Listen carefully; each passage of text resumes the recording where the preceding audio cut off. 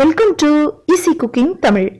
Hi friends, இன்னைக்கு நம்மளோட வீடியோவில் மசாலா சப்பாத்தி எப்படி பண்ணுறதுன்னு பார்க்கலாம். அதுக்கு முன்னாடி நம்மளோட சேனலில் நீங்கள் என்ன சப்ஸ்கிரைப் பண்ணலைன்னா ரெட் கலர் சப்ஸ்கிரைப் பட்டனை கிளிக் பண்ணி சப்ஸ்கிரைப் பண்ணுங்கள். கூடவே வேறு பெல் ஐக்கானையும் கிளிக் பண்ணிக்கோங்க. நாங்கள் அப்டேட் பண்ணுற வீடியோவை உடனுக்குடனே நோட்டிஃபிகேஷனில் தெரிஞ்சுக்கலாம். ஃபர்ஸ்ட் ஒரு மிக்சிங் பவுலில் ஒரு கப் அளவு கோதுமை மாவு எடுத்துக்கலாம். மாவுக்கு தேவையான அளவு உப்பு சேர்த்துட்டு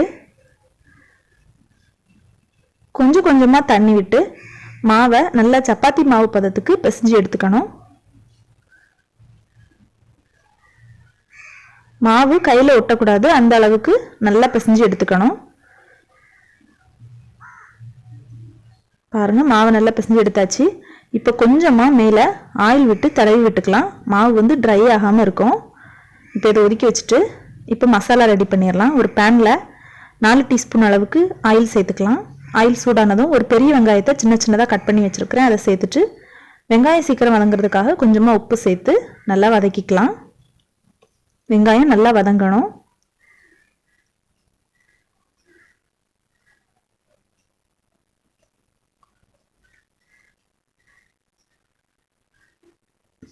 வெங்காயம் நல்லா வதங்கிருச்சு.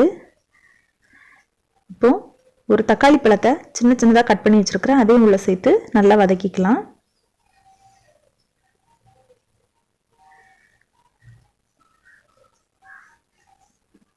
இப்போ எல்லாம் நல்லா ஓரளவு வதங்கிருச்சு.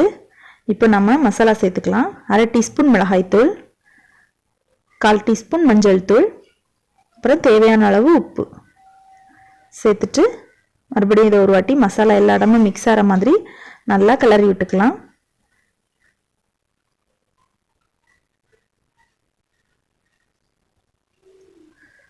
இப்போ கொஞ்சம் கொத்தமல்லி சேர்த்து அதையும் ஒரு வாட்டி நல்லா கலந்து விட்டுறலாம்.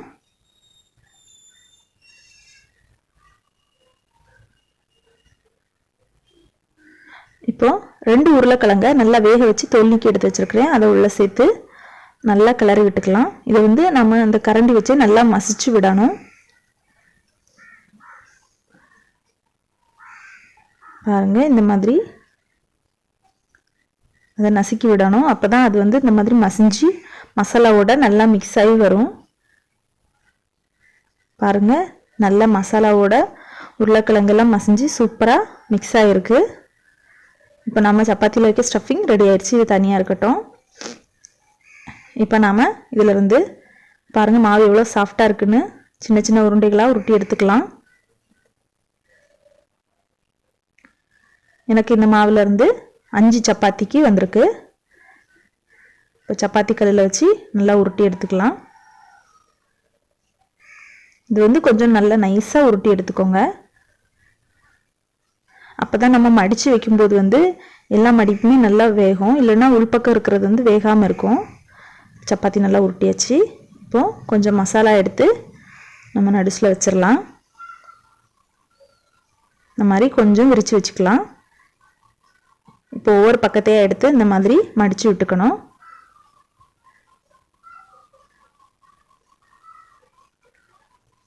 இது பிரிஞ்சு வராது.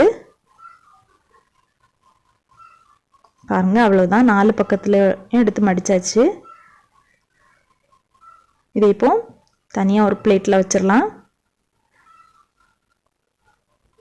இப்போ எல்லா சப்பாத்தியும் இந்த மாதிரி நம்ம ரெடி பண்ணிடலாம். பாருங்க, எல்லாத்தையுமே ரெடி பண்ணியாச்சு. இப்போ நம்ம ஸ்டவ்வில் தவா வச்சுட்டு கொஞ்சமாக ஆயில் விட்டுக்கலாம்.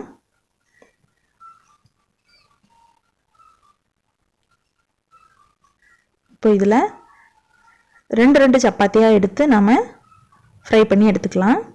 இது சிம்லே வச்சு வேக வச்சுக்கோங்க. ஒரு பக்கம் நிறைய மடிப்பு இருக்கிறதுனால அது கொஞ்சம் நேரம் பொறுமையாக வேக வச்சு எடுத்துங்க. அப்போ தான் எல்லா லேயரும் நல்லா வெந்து கிடைக்கும். மாற்றி வச்சிடலாம். இந்த மாதிரி கோல்டன் ப்ரௌன் ஆகிற வரைக்கும் வச்சுக்கோங்க. அப்போ தான் அது நல்லா வேகும்.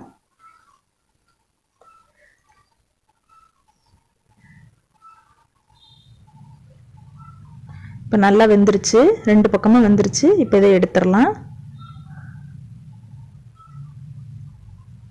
பாருங்கள், எல்லா சப்பாத்தியுமே ஃப்ரை பண்ணி எடுத்தாச்சு.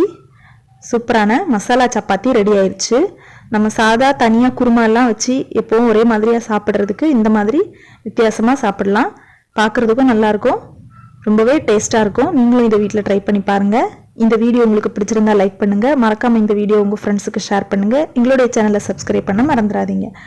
மேலும் இந்த வீடியோ பற்றின உங்களோட கமெண்ட்ஸை கமெண்ட் பாக்ஸில் டைப் பண்ணுங்கள். நன்றி.